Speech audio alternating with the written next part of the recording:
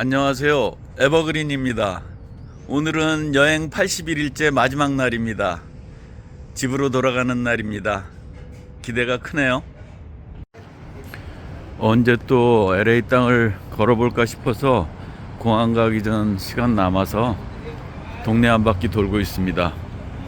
이른 아침부터 게스트하우스 주인 네 분들이 바지런히 일하는 걸 보니까 이런 걸 운영하는 것도 쉽지는 않은 것 같습니다. 쓸고 닦고 누군가 보이지 않는 손이 움직여야 우리의 쾌적한 환경이 유지되죠. 참 깔끔하게 운영을 하시네요. 이 길이 어제 밥 먹고 밤에 제가 걸어온 길이군요. 옆집 담장 너머로 고추가 빨갛게 잘 익었길래 옆집 어르신한테 인사를 드렸습니다. 아침 인사를.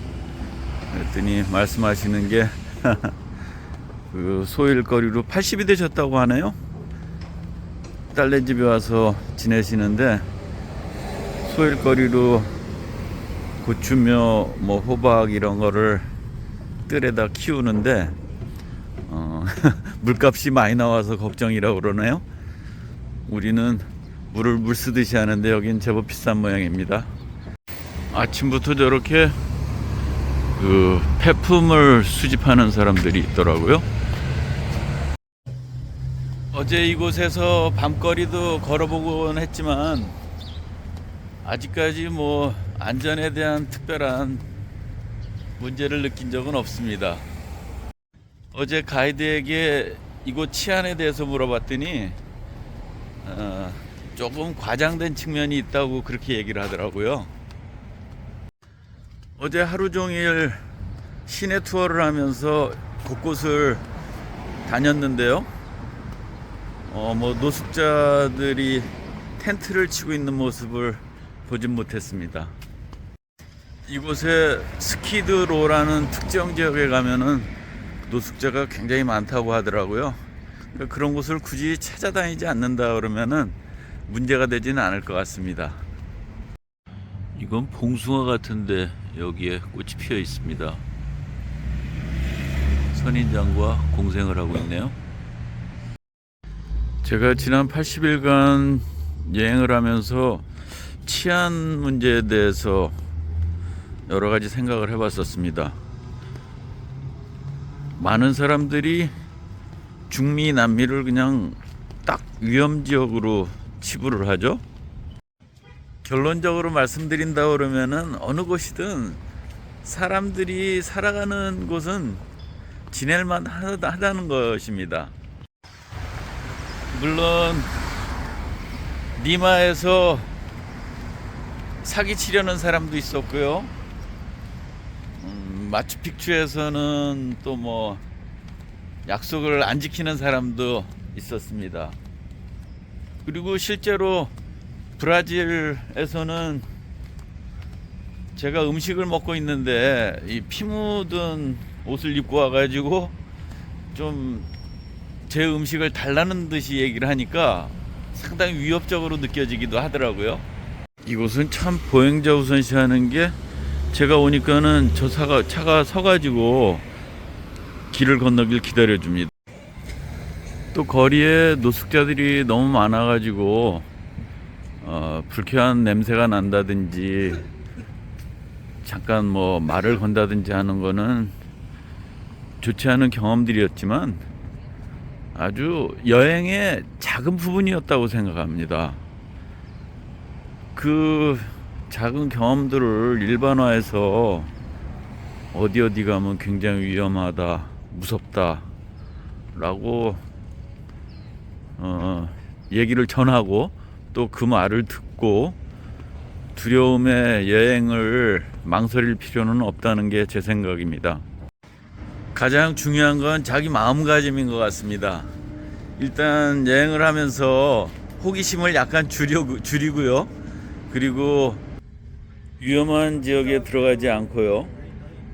무엇보다 안전에 가장 그 신경을 쓰고 다닌다 그러면은 크게 위험에 빠질 일은 없다고 생각합니다.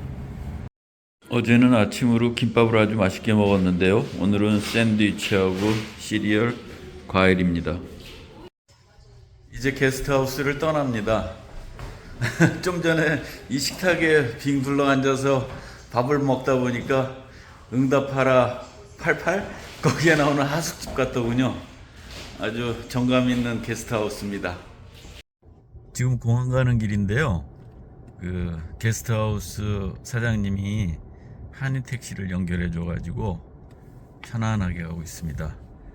항상 공항 오가는 길이 걱정이었는데 오늘은 아주 걱정 없이 편안하게 갑니다. 시애틀을 통해서 밴쿠버에 갈 때만 해도 여행할 날들이 새털같이 많았었는데요. 80일이 훌쩍 지나고 81일째가 되어서 귀국을 하고 있습니다. LA의 시그니처 야자수가 이렇게 길게 늘어선 길도 그립겠네요. 기사분이 아주 노련하게 운전해 주셔가지고 막히지 않고 공항에 잘 도착했습니다. LA 공항이 보니까는 교통체증으로 악명이 높던데요. 막상 공항에 오니까 차들이 좀 막힙니다. 공항에 들어왔습니다. 공항이 엄청 한산해가지고요. 보딩 패스를 쉽게 받았습니다. 이곳의 택시비가 의외로 싸네요. 우버는 뭐 5, 60달러 하던데 한인 택시는 35달러입니다. 그런데 운이 좋게도 제 숙소에 저와 같이 공항에 오는 분이 있어서 반으로 나눴습니다. 그래가지고 팁 포함해서 40달러 줬으니까 20불이면은 아주 싸게 왔죠. 짐을 스캔하는데 좀 오래 걸렸네요. 앞에 중국 사람이 짐을 꺼내는 거 보니까는 뭐 차도 있고 밥도 있고 과일도 있고 별게 다 나오니까 한참 걸렸네요. 그 사람 때문에. 12시 반 대한항공인데요. 10시 반에 게이트 앞에 왔습니다. 아주 여유 있게 여행을 마무리할 수 있습니다. 오늘로 81일간의 여행이 끝납니다. 처음 이 여행을 시작할 때는 과연 81일간 여행을 끝낼 수 있을지 의문도 많았었고요. 주변에서 걱정하는 사람들도 많았습니다. 가족을 포함해서. 하지만 끝내 마쳤습니다. 다행스럽게도 이렇게 몸이 건강한 상태로 말이죠. 시간이 참 빨리 흘러갔습니다. 인천공항에서 출발 전에 다른 유튜버들 흉내낸다고 이렇게 동영상을 찍었던 것이 이렇게 멀지 않은 때 같습니다. 제가 36년 동안 직장 생활을 했는데요. 그 회사에 6월 20일 날 입사를 했습니다. 제가 유튜브를 개설하고 첫 영상을 올린 게 6월 21일이거든요. 그래서 저는 단 하루의 경력 단절도 없습니다. 제가 이 여행 중 하나의 목표가 나태해지지 않기입니다. 은퇴 후가 되면 아무래도 무력증과 방향성을 잃고 많이 게을러진다고 얘기를 들었습니다. 그래서 저는 직장 생활에 긴장감을 놓지는 않고 싶어서 여행 중에 목표로 삼은 것 중에 하나가 단 하루도 빼지 않고 나의 기록을 남기고 그걸 유튜브에 올리겠다라는 것도 제 중요한 목표 중에 하나였습니다. 저 스스로 대견하고 칭찬해주고 싶습니다. 마음먹은 대로 단 하루도 빼지 않고 제 모든 기록을 매일매일 올렸습니다. 여건이 그렇게 호락호락하지는 않았습니다. 어느 곳에 가면은 인터넷 상황이 좋지 않기도 하고요. 또 노트북이 속을 썩이기도 했습니다. 용량이 꽉 차서. 여러 가지 어려움들이 있었습니다만 제가 의도하고 목표한 대로 단 하루도 빼지 않고 제 일상을 기록한, 여행을 기록한 유튜브를 꼬박꼬박 올리시던 거에 대단히 만족합니다. 유튜브와 연관해서 조금 더 말씀드리면은, 제가 유튜브를 꼬박꼬박 올리고 했었던 거는 저에 대한 기록이기도 하고요. 저는 원래 글로서 제 여행 기록을 남겨왔었는데, 이번에는 글 대신에 영상으로 남긴 셈이죠. 그리고 또 하나의 목표 아닌 목표는, 제 유튜브를 통해서 은퇴 후에 어떤 여행 계획을 생각을 하다가 좀 주저하시는 분들 있잖아요. 그런 분들에게 용기를 좀 주고 싶었습니다.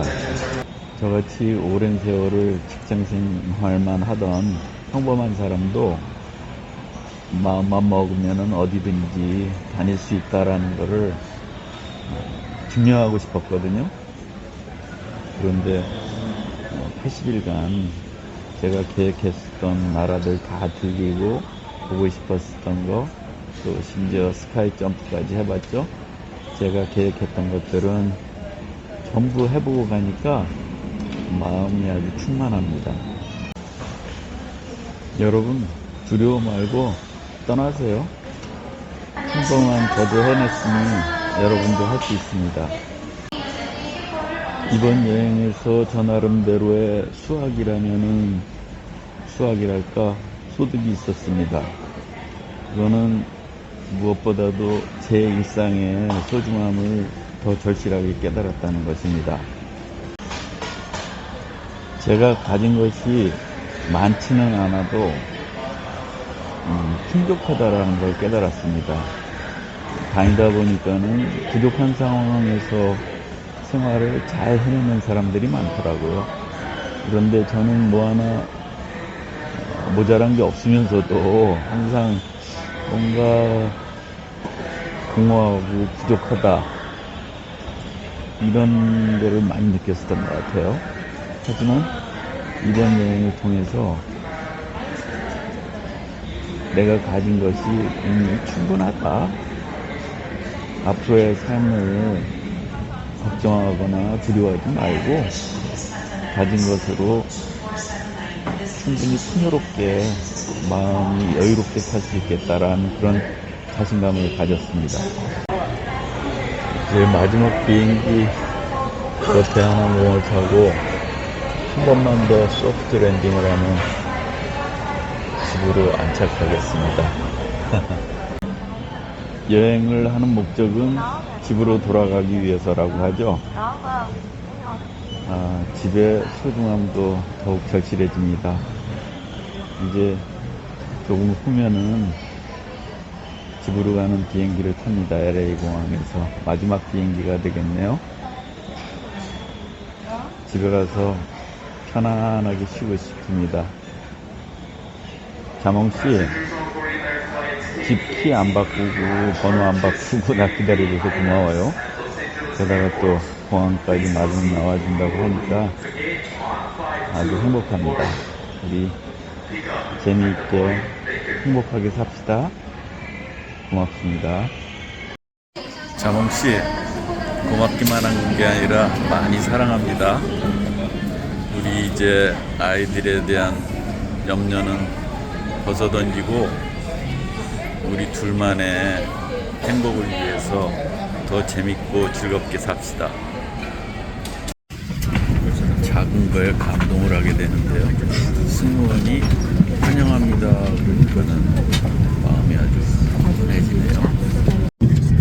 집에 갈 생각에 마음이 설레는지 오늘 새벽 5시 정도에 눈을 떴습니다. 그래서 생활을 좀 비행기 유튜브 보고 깜빡 잠들었습니다. 승무원이 분주해주는 게 밥대가 됐네요. 대한항공 시그니처죠. 비빔밥이 나왔습니다. 레드와인도 한 잔 받았습니다. 비비면서 부침이 흐르는 걸 막을 수가 없네요. 다행히 밥을 다 먹고 나니까는 비행기가 좀 흔들립니다. 와인은 3잔째 얻어 마십니다. 식후에 커피도 한 잔 합니다. 그러고 보니 얻어먹는 건 아니군요. 제가 다 비용을 지불했으니까요. 비행기가 크니까는 비상구도 엄청 큽니다. 저가 항공의 반대가 뭔가요? 고가 항공일까요? 내내 LCC만 타고 다니다가 이 카를 타니까 굉장히 쾌적합니다. 집에 가는 길이 아주 편안합니다. 12시간의 비행 중에 이제 드디어 6시간 안짝으로 남았습니다. 맥주도 하나 부탁해서 마시고 있습니다. 때마침 또 간식도 나왔네요. 두 번째 식사가 나왔으니 이제 곧 집에 갈 시간이 얼마 남지 않았습니다. 드디어 81일간의 여행을 마치고 집으로 돌아옵니다. 16번째 나라 한국입니다. 착륙했습니다. 81일간의 여행을 무사히 마치고 82일째 16번째 나라 한국에 잘 도착했습니다. 긴 여행을 건강하게 마친 거에 대한 감사의 마음이 큽니다. 백팩만 들고 다니면은 저렇게 짐을 기다리지 않아도 되니 편안합니다. 저 바깥에서 그리운 얼굴, 보고 싶은 얼굴 자몽 씨가 기다리고 있습니다. 지금 만나러 갑니다.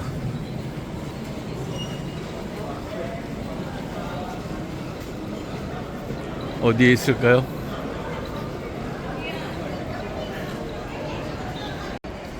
한국 참 좋습니다. 내리기만 해도 마음이 포근해집니다. 오늘로서 81일간의 미주 여행을 끝마칩니다. 건강하게 무사히 돌아온 것에 대해서 다시 한번 감사의 마음을 가집니다. 또한 저의 여행을 응원해 주시고 채널을 시청해 주신 여러분께 감사드립니다. 이것으로 에버그린의 타보니 시즌1을 마치겠습니다.